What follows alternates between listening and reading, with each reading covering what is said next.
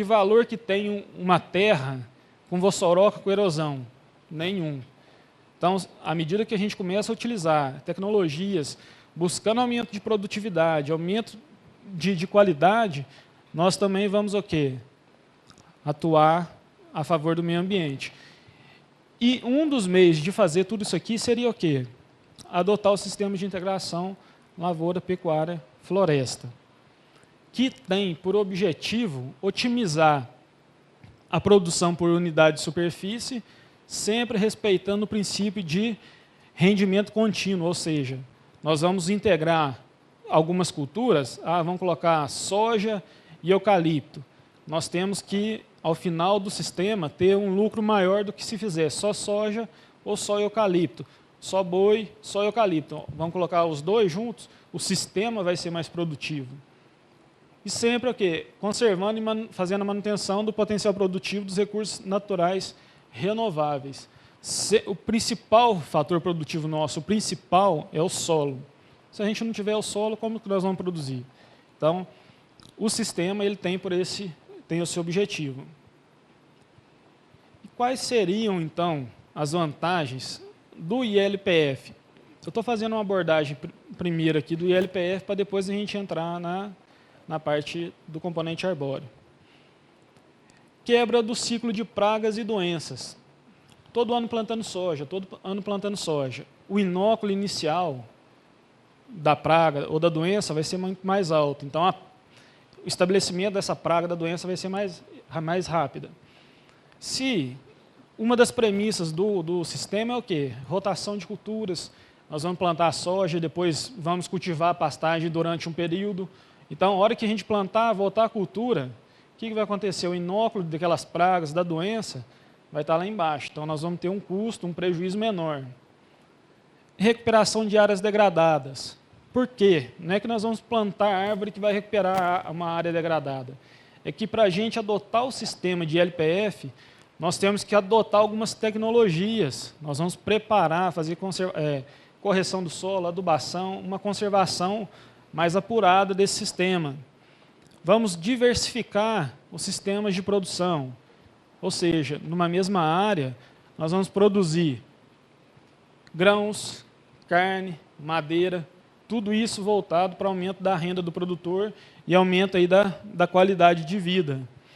E, por fim, aumentar a conservação dos recursos naturais do solo e da água.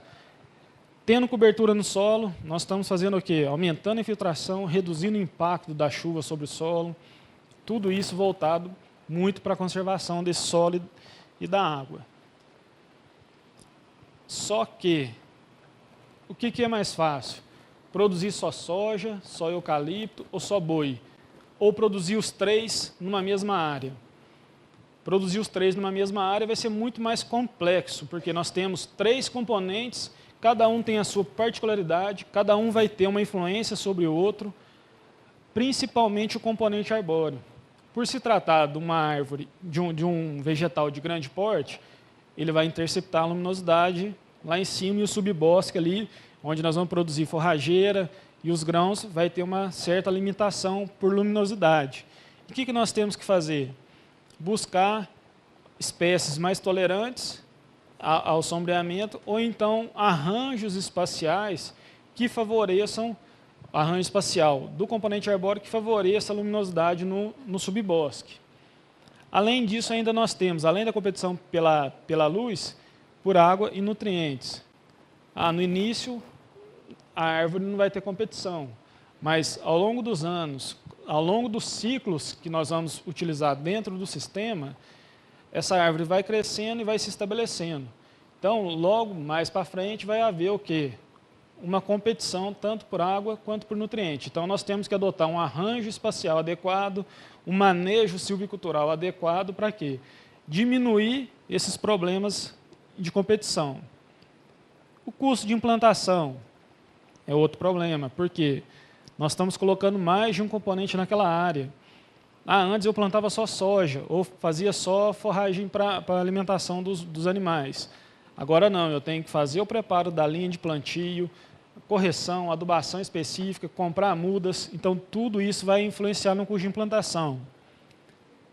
Questão da mecanização. Ninguém que propaga, que fala de LPF, vai falar para implantar árvores de maneira aleatória, que vai prejudicar a mecanização. Produtor, pecuarista nenhum, vai querer deixar ter sua área mecanizada para passar para manejo manual. Então, essa mecanização, quando a gente fala no ILPF, o que nós vamos fazer? Nós vamos plantar as árvores de maneira sistemática.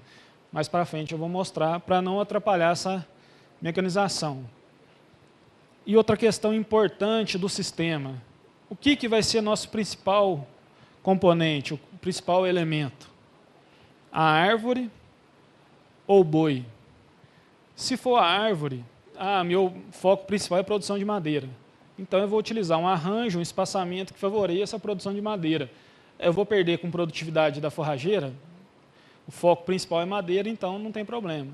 Agora, se o foco principal for o boi, ou então a lavoura, produção de grãos, nós vamos adotar o quê? Arranjos espaciais que favoreçam a insolação, o crescimento da forrageira nesse subbosque, para a alimentação desse animal aqui e ter ganhos, principalmente com os animais, com a lavoura. Mas aí eu vou ter um pouquinho menos, vou ganhar um pouquinho menos com a árvore. Não tem problema, eu vou estar ganhando com outro componente. Então, é um sistema que, bem manejado, bem planejado, bem elaborado, nós conseguimos chegar a um consenso e aumentar a renda do produtor, aumentar a renda daquela área, sem prejudicar nenhum dos componentes. Agora, voltando para a espécie do componente arbóreo, como que nós vamos escolher qual árvore nós vamos plantar lá no sistema? Nós temos que escolher um componente florestal que esteja adaptado às condições climáticas e de solo. Então, não adianta nada a gente querer trazer uma árvore de outra região que tem uma necessidade hídrica muito maior do que minha área pode fornecer. Tem que ter disponibilidade de mudas e insumos para facilitar essa implantação, para não aumentar muito os custos de produção. Ter um crescimento rápido, isso aqui é muito importante. Como nós estamos colocando as árvores numa pastagem, o que o pecuarista quer? Retornar os animais logo para essa pastagem. Então, nós temos que colocar uma árvore que vai crescer mais rápido, para ela ter condições de suportar os animais naquela área. Então, quanto mais rápido vai ser o retorno dos animais. Não produzir toxinas. Por quê? Lógico, vamos colocar os animais. Ter um crescimento monopodial, que seria esse sistema de crescimento, e não esse aqui. Aqui a gente consegue um tronco, um fuste de boa qualidade, que vai agregar valor. Nós vamos ter uma madeira de muito boa qualidade. Ter uma copa pouco densa. Para quê? Reduzir a interceptação da luminosidade e propiciar uma boa luminosidade no subbosque, produção de forrageira e de grãos. Ciclagem de nutrientes. Como essas árvores já estão estabelecidas naquela área há mais tempo, ela tem um sistema radicular muito mais profundo, ela consegue absorver nutrientes que muitas vezes aquelas plantas, alguma lavoura de soja, de milho, ou a própria forrageira não consegue absorver, porque está muito em profundidade. O que vai acontecer? A árvore vai absorver aquele nutriente, metaboliza, vai para a folha, para a galho, a hora que retorna essa folha para o solo, para a camada superficial, entra em decomposição e disponibiliza para aquelas plantas que têm um sistema radicular mais raso, menos profundo. Não possuir propágulos de fácil disseminação. Por quê? Eu comentei aqui que nós queremos mecanizar a área. Se a espécie florestal tiver propágulo de muito fácil disseminação, ela começa a crescer de forma aleatória, prejudicando, então, a mecanização daquela área. E também um ponto crucial, ter mercado para os possíveis produtos gerados.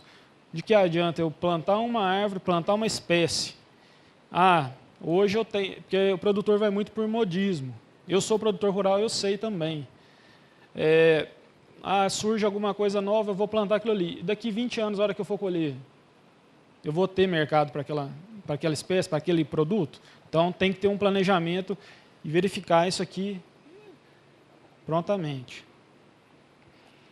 E aí, o que a gente mais vê falando de LPF, o que é? É sobre o eucalipto, em função ele atender aquelas características que eu havia dito no slide anterior. Hoje nós temos aí mais de 700 espécies de eucalipto, ou seja, é muito difícil você não, na verdade é impossível, você não encontrar uma espécie que vá bem na sua região. Então, ela apresenta elevada adaptabilidade, tanto de solos, quanto de clima, de manejo. É uma árvore robusta, tem um crescimento rápido. Na área que nós vamos visitar amanhã, o experimento nosso lá, nós temos linha simples, dupla e tripla. Com 8 meses de idade, o eucalipto já estava com 8 meses de idade, 4 metros de altura. Ou seja, um crescimento bastante rápido. Nós conseguimos retornar os animais lá com 14 meses em função da desrama que nós fizemos. Demorou um pouquinho. Mas ele tem um crescimento bastante rápido. Apresenta elevada produtividade, se adaptou muito bem às condições de solo e clima do Brasil. O conhecimento silvicultural sobre essa espécie aqui já é muito elevado, nós temos mais de 70 anos aí de estudo. Então, manejo de pragas, doenças, manejo da própria madeira da árvore. E ainda tem a possibilidade do uso múltiplo dessa madeira. Então, celulose, papel, carvão, madeira nobre, enfim. Então, isso aqui é só para ilustrar o centro de origem do eucalipto, é a Austrália aqui. Austrália, Nova Zelândia. Na Austrália, aqui o específico são as folhosas, ela dá um incremento médio anual de 22 metros cúbicos hectare ano. O danado do eucalipto aqui no Brasil manda esse ganho aqui para 40,7 metros cúbicos hectare ano. Ou seja, o ganho dele, o incremento dele durante um ano é muito elevado. Então, ele apresenta um crescimento bom, apresenta uma produtividade muito boa. E aí, como eu disse, nós podemos utilizar para os mais diversos fins, é muito fácil de comercializar. E alguns países têm um uso bastante nobre dessa madeira, né? Principalmente para construção civil. Chile, África do Sul, Itália, Costa Rica, Austrália, Nova Zelândia, a maior parte é utilizada ali para construção civil. Só que eu comentei que para a ILPF nós queremos implantar a árvore, mas para produzir uma madeira nobre, uma madeira para serraria, que tenha um valor agregado maior. E para isso nós temos que ter o quê? Uma floresta bem manejada. Vamos adotar um ciclo aí de 12 a 20 anos, dependendo das condições fornecidas, das condições propícias para o desenvolvimento, e utilizar materiais que tenham um determinado grau de melhoramento visando a qualidade da madeira. Em relação ao manejo das árvores, o que nós temos que fazer? O objetivo final, então, é madeira serrada. Vamos adotar um ciclo de aproximadamente 15 anos, que fica no meio daquela faixa. Os principais cuidados necessários em relação ao manejo da árvore, o que é? As desramas e fazer o desbaste. São as duas principais técnicas de manejo da árvore. O que é a desrama? A desrama é a retirada desses ramos laterais aqui que começam a crescer. E para a gente voltar os animais naquela área, nós temos que ter feito essa desrama. Por quê? Senão os animais vão entrar, começam a fazer o ramoneio, começam a quebrar aqueles galhos aqui, começam a machucar a casca, aí já começa a prejudicar a qualidade dessa madeira. Pode ser feita com serra manual ou serra motorizada. No caso aqui nós estamos utilizando essas roçadeiras costais com um aparato lá na ponta aqui que faz esse desbaste, essa desrama. Para a gente fazer a primeira desrama, o que nós temos que ter? No mínimo 6 centímetros do diâmetro na altura do peito, que é 1,30 m do solo. Por que isso aí? Alguns estudos indicam que nesse diâmetro os animais já não têm tanta influência, já não começam a quebrar tanto essas árvores. Quando tiver com isso aí, algumas árvores estão com aproximadamente 10 metros de altura. E nós temos que respeitar o máximo de 30% da altura para fazer essa primeira desrama. Para quê? Para não tirar muita área vegetativa e diminuir o crescimento dessas plantas. O corte tem que ser rente ao tronco, para não ter danos lá na frente. Eu vou mostrar qual que é o dano. E nós vamos fazer essa desrama até obter de 4 a 8 metros de fuste livre, vai depender da disponibilidade da fazenda. E por que 4 a 8 metros? Nós vamos fazer uma primeira desrama com 6 centímetros de DAP. Daqui mais um ano nós aumentamos mais 2 metros e vamos aumentando. E por que eu coloquei aqui de 4 a 8 metros? Quanto mais alta a desrama, mais onerosa ela fica. A primeira desrama é a mais barata, porque o peão vai andar no chão sem problema nenhum. Vai alcançar os ramos. A segunda desrama, a gente já precisa colocar um extensor na serrinha. A terceira desrama fica mais alta ainda, a gente já tem que alongar o cabo extensor. Então, tudo isso vai influenciando de maneira negativa, aumentando o custo dessa operação. Então, isso aqui são fotos lá do sistema nosso, lá da Embrapa. Então, a primeira desrama nossa lá foi com aproximadamente 2 metros de altura para retornar os animais na área. Então, além disso, o que a gente vê aqui nessa foto? O aumento da insolação nesse subbosque. Se a gente tivesse os ramos até embaixo, essa parte aqui estaria com sombra. Então, à medida que a planta vai crescendo, vai fazendo essa desrama, vai aumentando a insolação nesse subbosque. E por que tem que ser feita uma desrama bem feita? E por que tem que se fazer a desrama? Além de não ter o problema de ramoneio pelos animais, para não ficar esses galhos aqui que vão morrer, vão passar de fonte para dreno, então a planta vai acabar secando aqueles ramos, e ele vai sendo incorporado pelo tronco aqui, e na hora de desdobrar essa madeira aqui, nós temos o famoso nó. Isso aí é um defeito grave que diminui o valor da madeira. A segunda técnica é o desbaste. O desbaste tem, dentre vários objetivos, aumentar a insolação no subbosque, promover uma injeção aí de radiação solar, geração de fluxo de caixa, ou seja, nós vamos vender algumas árvores, dependendo da época que nós vamos fazer esse desbaste, para carvão, para lenha, para mourões de cerca. Então, tudo isso tem uma certa finalidade, cada um tem um valor. Então, se for vender para mourão, vai ser um valor agregado maior que se for vender para lenha. E quais são os critérios para a seleção da árvore a ser desbastada? Depende da sua posição, das suas condições de copa. Se for uma planta que a gente chama de dominada, ela não cresceu tanto, ela não desenvolveu, ela está aquém da média do stand nosso. Se for uma planta que tenha problemas com pragas e doenças, ela vai ser retirada. Tiver o tronco torto, que não vai servir para serraria. Isso tudo vai influenciar o quê? Na qualidade de fuste. Tendo esses defeitos, ela vai ser uma candidata a ser retirada daquela área mais cedo que as demais. E nós podemos, aí, cada propriedade pode se adequar a essa técnica. Geralmente, nós propomos de 1 a 2 desbastes num ciclo de 12 anos. Um desbaste aos 4 anos, o segundo desbaste aos 8 anos e o corte raso com 12. Isso é o que a gente tem feito em algumas áreas de pesquisa. Em outras, aí no primeiro desbaste nós adotamos um índice aí de 30%, retiramos 30% das árvores, o segundo mais 30% e o restante para o final. Em outras áreas, o que nós temos feito? Um desbaste aos 8 anos e o corte raso aos 12. Aos 8 anos, nós tiramos 50% das árvores.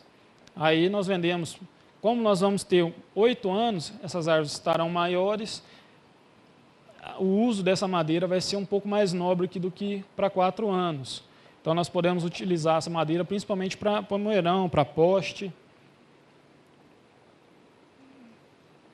E nós temos 2 tipos de desbaste.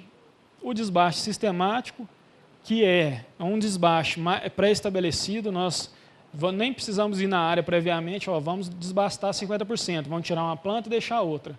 O grande problema de fazer isso aqui é que essa árvore que nós tiramos aqui, ela poderia estar boa e essa lateral aqui torta. Então, mas como foi estabelecido assim, agora o desbaste seletivo não, o desbaste seletivo nós vamos na área, fazemos a seleção das melhores árvores, marcamos essas árvores, e aí retiramos o restante.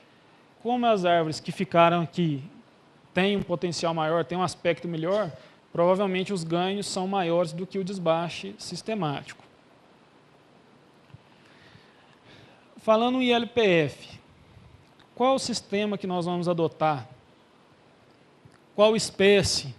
Nós já sabemos que o componente arbóreo, quanto mais rápido for o crescimento, quanto maior for a produtividade, quanto maior for a sua multiplicidade de uso, melhor. O uso da madeira, o principal foco é a produção de madeira serrada. Esse é o principal, o maior valor agregado. Definimos as espécies e o objetivo de produção da madeira. Qual vai ser o nosso número de linhas aqui no renque? Qual vai ser o espaçamento entre as linhas de árvore no renque? A distância entre os renques, ou seja, onde nós vamos produzir grãos, vamos produzir forrageira. Qual que é o objetivo principal? É produção de madeira, é produção de grãos, é produção de carne. Tudo isso tem que ser bem estabelecido no planejamento, porque se nós formos adotar um ciclo de 12 anos, daqui 12 anos que nós vamos corrigir nosso erro. Eu não preciso esperar 12 anos, com 4 anos eu vi que eu não gostei e vou cortar. Tudo bem, cada produtor sabe o que incomoda no bolso. Só que o valor que ele vai obter de lucro nessa área vai ser muito menor do que se ele tivesse feito um planejamento adequado e tivesse esperado todo o ciclo. Então, quando a gente fala de arranjos espaciais, nós temos 3 tipos: o aleatório, o bosquete e o plantio em renque. O aleatório, geralmente, é de áreas onde nós retiramos tinha alguma mata e preservamos algumas árvores, as melhores árvores. Ele não possibilita, dificulta a mecanização. Então, se você tem implementos muito grandes, vai dificultando a manobra dentro daquela área. Então, a gente nunca vai recomendar implantar um ILPF no sistema de aleatório. O bosquete, a gente concentra áreas sombreadas. Se a gente tem um piquete lá de 10 hectares, vamos fazer um plantio 3x2 de um eucalipto lá no cantinho, de meio hectare. Nós concentramos a sombra ali naquela área, vamos produzir madeira, tudo, só que uma outra vantagem do sistema de LPF é o quê? Propiciar um bem-estar animal. Nós vamos distribuir a sombra de forma uniforme naquela área, favorecendo esse bem-estar. Vamos diminuir as amplitudes térmicas, aumentar a mínima e diminuir a máxima. Isso promove o quê? Um maior conforto térmico, uma maior ingestão de alimentos. Esse tipo de arranjo aqui provavelmente não vai modificar o microclima. E por último, o plantio em renques, que a gente vai utilizar as faixas de árvores, que é o plantio que a gente vai recomendar, possibilita a mecanização da área, porque nós vamos fazer um plantio bem sistemático, bem planejado para utilização de maquinário. Muita gente pergunta em algumas palestras, eu posso fazer o plantio no sentido leste-oeste? Pode, depende das suas condições. Suas condições de relevo vão permitir, condições de solo permitem. Se eu tiver um declive de até 2%, nós podemos utilizar um leste-oeste. Por que leste-oeste? É o sentido de caminhamento do sol. Então, nós concentramos o sombreamento ali no pé da árvore. Agora, se tiver mais de 2%, já não dá mais para utilizar em função de conservação do solo. Só para vocês terem uma ideia, um campo de futebol, 100 metros 100 por 100, se tiver um declive de 2%, a trave, o travessão de uma trave vai estar no pé da outra, num canto do campo. Então, é um desnível considerável, mas a gente ainda consegue controlar a erosão. Fugindo dessa regra, gente, sempre plantio em nível. Aí, no plantio em nível, a gente prefere o quê? Plantar nos terraços de uma forma mais adequada. E o número de linhas de árvores? Cada produtor vai saber. Eu quero mais árvores, quero menos árvores. Cada um vai decidir e implantar da maneira que lhe favorece. Isso aqui é uma foto do Google, lá da Embrapa Galho de Corte, onde nós temos alguns experimentos lá, com ILPF.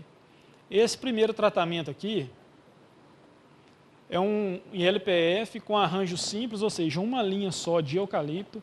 Ela está espaçada 14 metros entre as linhas. Aqui está dando uma impressão por causa da sombra. mas tem 14 metros entre as linhas e 2 metros entre o eucalipto ali na linha. Esse outro tratamento aqui é um segundo ILPF em linha simples, só que adotou um espaçamento de 22 metros entre as linhas e 2 metros entre plantas. Então aqui eu já tenho uma menor estande de plantas que aqui. Então no final, teoricamente é para eu produzir menos madeira nessa área aqui. Então nós estamos ainda, esse experimento foi implantado em 2009, nós estamos aí no 5º ano de avaliação. E o bosquete que eu comentei com vocês seria isso aqui. Nós temos um piquete maior lá e plantamos as árvores, o mesmo eucalipto aqui, no mesmo ano que foi plantado. Isso aqui é um clone, um H13. Plantamos aqui um bosquete para efeito de comparação. Se a gente olhar aqui, a sombra está totalmente bem distribuída por toda a área. Então a amplitude térmica é menor, o conforto térmico ali para os animais vai ser muito maior do que essa condição, onde ele tem sombra só aqui e tem que pastejar no sol, a pleno sol, no restante da área. Então, geralmente, o que acontece? Eles vão pastejar e vão ruminar na sombra desse bosquete. Aqui não, aqui eles gastam menos energia. Eles vão pastejar, encheu, ali no canto dele já tem uma sombra que ele consegue deitar e ruminar sem problema. Então, o gasto de energia é menor, com o deslocamento acaba sendo um pouco menor. Então, para verificar tudo isso, nós temos lá na Embrapa também, igual eu sou do componente arbóreo, nós temos pesquisadores, que trabalham com a forrageira, com as lavouras e que trabalham também com o microclima, com o comportamento animal em função desses diferentes ambientes aqui. Quando a gente fala de plantio em ranks, aí tem uma infinidade de arranjos, mas o que a gente mais fala seria o quê? O de linha simples. Isso aqui é uma foto nossa lá da Embrapa, então nós temos 14 metros aqui e 2 metros. Isso aqui é um pânico, é um Maasai. Esse espaçamento lá, nós já começamos a verificar uma forte influência do componente arbóreo sobre tanto a forrageira quanto os grãos, que no caso nosso lá é a soja. Porque propicia muita sombra, as árvores estão perto aqui, então a faixa de interferência aqui é muito grande. Então nós já começamos a pensar em não utilizá-lo. O sistema de linhas duplas, são linhas duplas aqui espaçadas de 3 metros, plantas entre plantas 2 metros. Só que o grande problema de linhas duplas seria o quê? A partir de uma determinada idade, as copas das árvores vão se encontrar e elas vão buscar luminosidade, e elas começam a entortar a planta aqui.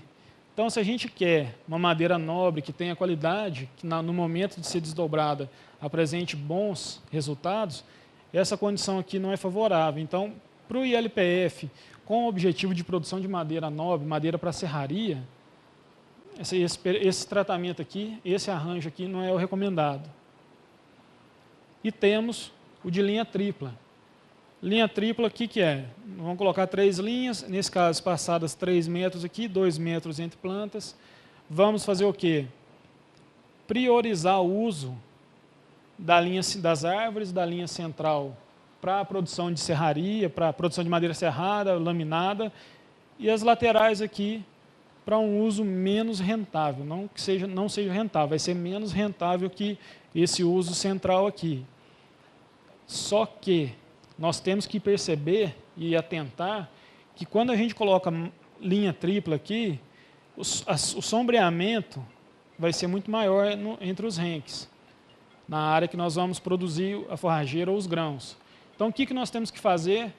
Adotar um arranjo espacial maior, que favoreça essa área aqui. Então, lá o 14x2 linha simples, nós vamos usar o 14x2 linha tripla? Não. Se linha simples já tem uma interferência negativa, a linha tripla vai ser muito maior ainda. Então, vamos utilizar a linha tripla, vamos passar para 30 metros, 32 metros, dependendo aí do que for ser utilizado nessa área. E como que nós vamos definir o espaçamento entre os ranks, entre aquelas linhas de árvores aqui, esse rank aqui? Não há receita de bolo para adoção do ILPF. O que nós temos que ver? Dimensão do maquinário. Ah, eu tenho um maquinário de 10 metros, o maior maquinário meu lá tem 10 metros de largura. Então, eu tenho que pensar, eu vou uma vez, eu gastei 10 metros, volto outra vez, são mais 10 metros, 20 metros. Eu tenho que garantir um espaço de segurança entre o maquinário e a árvore. E para não haver sobreposição da passada desse maquinário, eu reservo ali, eu reservo 1 metro de distância entre onde está sendo cultivada e a árvore. Então, 10 metros para ir, 10 metros para voltar, 20. Mais 1 metro de cada lado da árvore, 22 metros. Ah, eu vou usar linha tripla, passo para 32 metros, 3 passadas mais 2 metros, e assim vai. Além disso, da dimensão do maquinário, vamos favorecer o quê? A luminosidade no subbosque aqui, para a produção de grãos e forrageira, e qual que é a finalidade de produção, como eu disse. Nós vamos priorizar madeira, ou forrageira, ou grãos. Então, tudo isso vai influenciar o planejamento inicial desse sistema.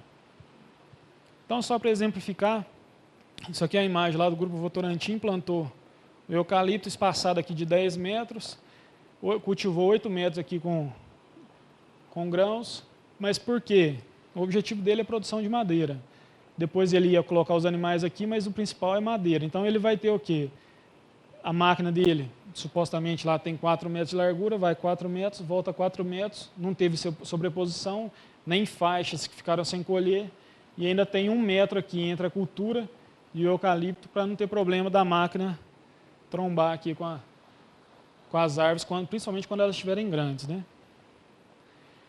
E no site da Embrapa Florestas, lá tem um comunicado técnico sobre o planejamento do número de árvores na composição do sistema ILPF. Então lá vai ter tudo, vários pontos que eu falei aqui, e além disso, lá tem um endereço, esse endereço aqui embaixo, que se a gente entra lá, vai ser uma planilha do Excel, e a gente digita lá tudo que a gente quer. Ah, número de linhas no rank, número de espaçamento entre os ranks, espaçamento entre as linhas no rank, espaçamento entre plantas. Ele vai dar o quê? O número de árvores por hectare e a porcentagem da área ocupada pelas faixas de árvores. Então, se aqui eu fiz lá 14 metros, o espaçamento nosso lá da Embrapa, 14 metros, uma linha só, espaçamento entre as plantas na linha, 2 metros. Nós temos o quê? 357 árvores por hectare. Com árvore, nós estamos ocupando ali 14,3% daquela área com componente arbóreo. Ah, eu vou aumentar para 2 linhas, para 3 linhas, essa porcentagem de área ocupada pelas árvores aqui vai aumentar, então nós temos que contabilizar isso no final. Ah, minha produtividade de soja foi menor. Sim, mas nós temos maior quantidade de árvores naquela área.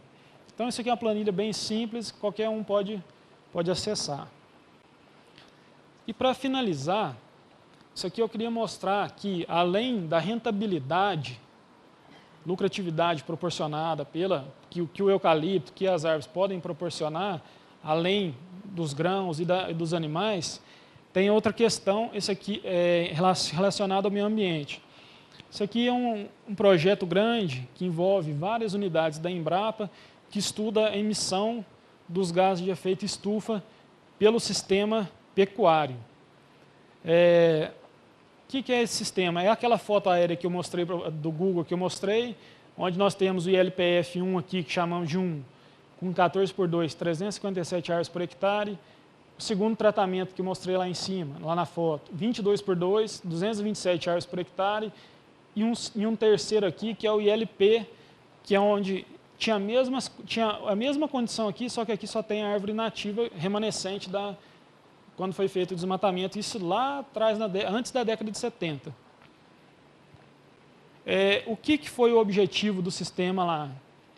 Plantar soja a cada 4 anos. Como foi feito? Plantou, num primeiro momento, para as árvores, depois plantou a braquiária, fez o feno daquela braquiária, depois que as árvores estavam maiores, colocamos os animais, foi plantio de soja, colheu a soja, plantou a braquiária, fez o feno da braquiária, essa braquiária já estava maior, fez a desrama, voltou os animais, com 14 meses. Depois de mais 3 anos, plantamos soja de novo, que foi em 2012. 2013, nós estamos em 2014. Aí esse ano, forrageira, a cada 4 anos nós vamos ter soja. Vamos fazer um desbaste só, aos 8 anos de idade, vamos adotar esse 50% dessas árvores, vamos tirar. O uso que nós vamos destinar vai depender da época, como que nós vamos conseguir comercializar essa madeira. E com 12 anos, a princípio, vamos fazer o corte raso dessas árvores para a serraria. Isso é a ideia inicial do projeto. Nós estamos com 6 anos, então ainda não sabemos, 5 anos, não sabemos ainda se vai continuar isso aí, vai depender do mercado. E lá, com 36 meses, em 2012, nós fomos lá em cada piquete e abatemos algumas árvores, coletamos todinha ela, desde toda a parte aérea e sistema radicular também. E pesamos, separamos, fizemos um trabalho de formiga. Separamos as folhas, os galhos, o tronco, levamos a reta escavadeira e tiramos as raízes. Lavamos tudo, pesamos tudo, para definir o que cada componente da árvore aqui representava no total. Nessa época aqui, com 36 meses, essas árvores estavam com média de 19,45 metros de altura e um DAP de 17, quase 18 centímetros. E o que nós fizemos? Então, nós separamos tudo isso aqui, pesamos verde, levamos para a estufa, pesamos a matéria seca, tiramos subamostras desse material, de cada material aqui, e mandamos para o laboratório para fazer determinação de carbono. Porque o principal objetivo do projeto é verificar o sistema, a dinâmica desses gases de efeito estufa emitidos, tanto pelo componente, pelo solo, pelos animais, pelo balanço. Eu vou plantar soja, mas eu tenho a emissão de gás de efeito estufa, tem tudo envolvido. Tem o fertilizante que vai ser utilizado, ele teve um impacto ambiental para ser produzido. Então, envolvendo todas essas questões. E a gente queria ver o quê? Quanto que o componente arbóreo tinha acumulado de carbono que ele conseguia mitigar os efeitos dos outros componentes. Então, no sistema 14x2, lá dos 357 árvores por hectare, com 36 meses de idade, já tínhamos 20 toneladas de carbono acumuladas só no tronco da árvore. Aí, para efeito de cálculo, nós desconsideramos as folhas e galhos e a raiz. Então, usando só o carbono do tronco, a gente já tinha o quê? Acumulado 20 toneladas de carbono. Transformando em CO2, dá 72 toneladas de CO2 acumulados ali naqueles troncos das 357 árvores por hectare. Isso consegue mitigar, neutralizar os gases emitidos por 38 UA por hectare. Ou seja, eu posso colocar 38 UA por hectare, que as árvores, essas 357 árvores aqui, proporcionadas por esse sistema, vai absorver os gases emitidos por aqueles animais. Se a gente dividir isso aqui por 3, são 36 meses, dá mais de 12 UA por hectare ano. Está muito acima da taxa média de lotação das pastagens brasileiras, né? O sistema 22x2 tinha acumulado 11 toneladas por hectare de carbono. Por quê? Tinha menos árvores, 227 contra 357. Mas mesmo assim, essas árvores têm um potencial de neutralização dos gases emitidos por 21 UA por hectare. Dividido por 3, 7 UA. Ainda continua bem acima da taxa de lotação média das pastagens brasileiras. Ou seja, além de ter a lucratividade, nós temos o ganho ambiental, que nós estamos quantificando isso aí para uma possível valorização lá na frente. Então, quando a gente fala de implantação do ILPF, o que a gente espera realmente? Recuperar pastagens degradadas, como eu disse, não é só pela implantação do componente arbóreo, é pela demanda de uso de tecnologias naquela área que é necessário para se implantar o sistema. Aumentar o rebanho bovino, sem ter que abrir novas, sem ter que expandir a fronteira. Então, nós não precisamos de mais áreas para aumentar a produtividade de carne. Nós conseguimos produzir mais carne se começar a utilizar a tecnologia. Então, diminui a pressão para a abertura de novas áreas e promover principalmente aí a sustentabilidade no uso dos recursos naturais, prolongando aí a vida útil das nossas áreas, tanto de culturas agrícolas quanto de pecuária principalmente. Pessoal, era bem rápido sobre o sistema, é bastante complexo, mas em função do tempo a gente tem que preparar, tem que selecionar alguns pontos mais importantes. Enfim, o que eu tinha para apresentar aqui agora é isso. Amanhã nós vamos ver alguma coisa em campo. Se não sanar todas as dúvidas, ainda tem aqui meu contato. Eu fico aqui na unidade da Embrapa Gado de Corte, aqui em Campo Grande. Qualquer coisa, nós estamos à disposição. Muito obrigado, André. Alguém tem alguma pergunta para fazer? Quem gostaria de fazer a pergunta? Lá no fim, vamos lá.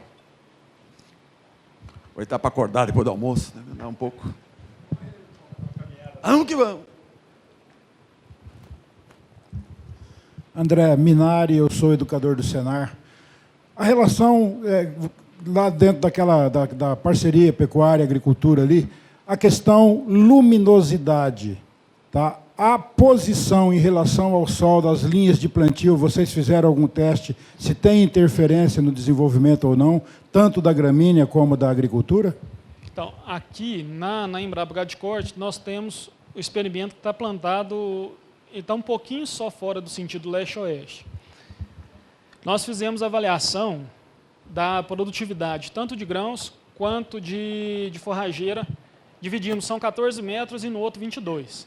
Dividimos em 5 faixas de equidistantes do componente arbóreo.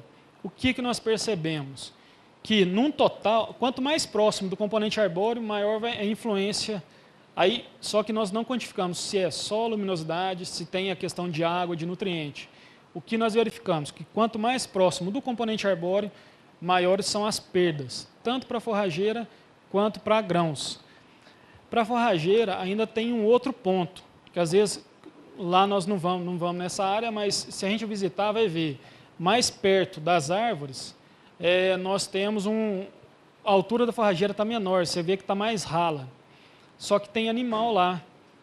Então, durante o dia, as horas mais quentes, tem um pouquinho mais de sombra ali próximo das árvores. Então, observando, ficando no campo lá, a gente observa que eles têm uma preferência em manter o pastejo ali naquelas áreas em função da sombra. Então, é um pouquinho mais complicado.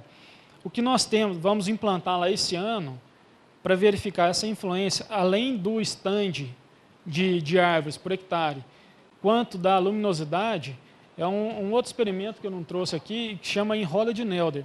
Imagina uma pizza, cada pedaço de pizza ali é um pedaço que nós vamos estudar. Então, ali nós temos sentido norte-sul, leste-oeste, os vários sentidos, pontos cardeais ali. E ali a gente vai conseguir verificar a influência do sombreamento sobre a forrageira e questão do stand de plantas, que no caso lá nós utilizamos eucalipto sobre a forrageira, a princípio. O grãos ainda nós não delimitamos ainda não, mas para a forrageira, dentro de alguns anos, aí nós vamos ter esse resultado. Mas é importante frisar que, mesmo que eu tenha perdas maiores no sentido do plantio em nível do que leste-oeste, se o relevo pedir o plantio em nível, nós temos que obedecer isso é pronto, sem discussão. Leste-oeste só em declividade abaixo de 2%.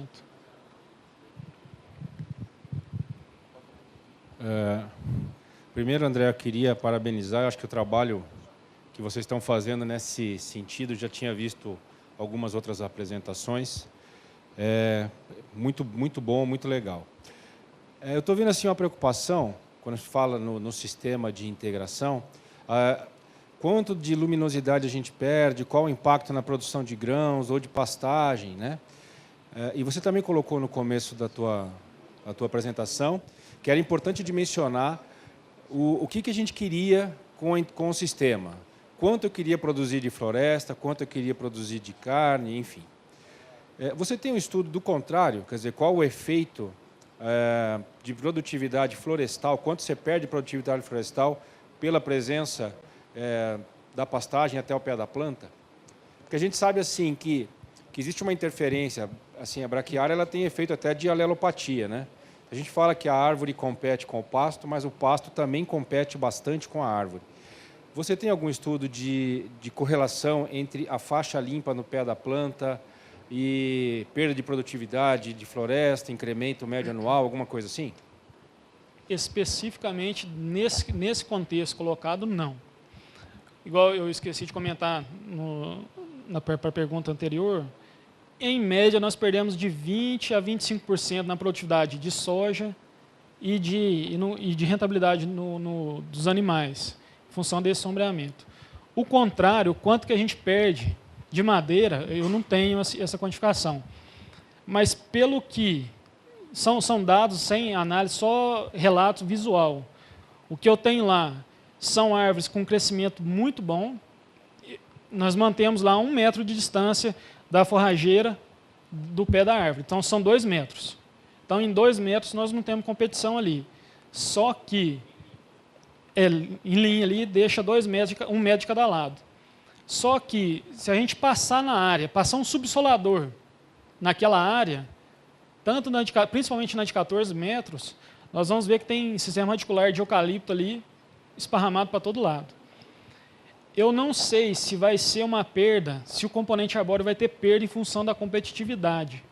Porque nesse sistema, nós temos adubação anual do pasto e depois adubação com soja, ainda tem os resquícios, os resíduos da adubação. Eu não posso te quantificar se vai ter perda ou não, mas é uma ideia interessante para a gente levar adiante. Mas, a princípio, eu não tenho como te responder isso aí. André, boa tarde, Dora. São 2 pontos que eu queria que você fizesse mais algum comentário. É sabido que no nosso estado a tendência está sendo para os clones, né? E um do que está sendo mais plantado é o I144. E você comentou bastante a respeito do silvopastoril para a madeira em si. Aí eu queria que você fizesse alguma explanação se os clones atendem esse nicho de mercado para madeira, para a produção de madeira. E outro fato também, que você fizesse explanasse alguma coisa sobre a condução do rebrote. Porque uns falam que é viável, outros não, então eu tenho essa dúvida. Conduzir o rebrote na floresta ou não conduzir? Obrigada. Em relação aos clones, em 2011 foi implantado um experimento com auxílio de alguns companheiros, do pessoal que está aqui até na plenária, para verificar quais clones seriam melhores para utilizar para madeira nobre. E o I144 está no meio desses clones. Então, ele tem um valor ali intermediário de densidade que tem essa possibilidade. Afirmar qual clone eu ainda não tenho como, porque foi plantado em 2011, final de dezembro de 2011, então são dados assim bem preliminares. Então está no comecinho, ainda tem que ter uma avaliação da madeira, da qualidade, tudo. Então isso aí mais para frente a gente consegue afirmar alguma coisa. A segunda pergunta foi em relação ao rebrote. Imagine que vamos desbastar aí com 8 anos. Então, nós vamos ter 50% das árvores com 8 anos de idade já. Aquele rebrote, primeiro, não vai ter uma qualidade tão boa quanto o plantio inicial. Porque nós vamos perder uma parte ali que ele vai rebrotar, vai ter um problema de qualidade. Segundo, nós vamos ter animais nas áreas que vão prejudicar essa madeira, se o intuito fosse utilizar para madeira de maior qualidade. Se for para usar para produção de lenha, de carvão, tudo bem. Mas nós temos ainda um terceiro ponto que vai meio contra o rebrote, que é o aumento do sombreamento por ele na pastagem, na forrageira. Então, o que a gente recomenda? Não conduzir. Vamos fazer o desbaste com 8 anos, depois com 12, inicia um novo ciclo, um outro plantio, desconsidera esse rebrote. Pelo menos ainda, por enquanto, é a posição que nós estamos conduzindo, é o que nós temos aí. André, boa tarde. Celso Medeiros, só uma contribuição aí. A gente tem verificado, tem plantado, temos algumas áreas já com 6 anos, 7 anos de idade plantado no modelo silvopastoril, e confirmando aquilo que você falou sobre o leste-oeste, a gente tem verificado que o mais importante, o fator limitante de produção é água. Então, salvo raríssimas exceções, nós temos plantado no leste-oeste. Nós temos plantado, sem exceção, todos eles em nível, tentando segurar a água dentro do projeto. E a outra informação também, que a gente já tem vários dados já bastante concretos, é que a faixa de pastagem, nós plantamos no Grupo Mutum de 8, 9, 10 metros e chegamos até lá em Vinhema 18 metros. Então, a gente acha que um número bom de pastagem é entre 16 e 18 metros. Esse é um número que a gente tem trabalhado bastante, tem levado essa floresta com pastagem até, nós estamos no 6º ano, já entrando no 6º ano, com pastagem perfeita, só como contribuição. E essa é uma pergunta que eu vou fazer para você. A nossa opção pela desrama lá, nós utilizamos como base quando a árvore tem de 10 a 12 centímetros de DAP para fazer a primeira desrama. Eu verifiquei que você está fazendo com 6 ou 7.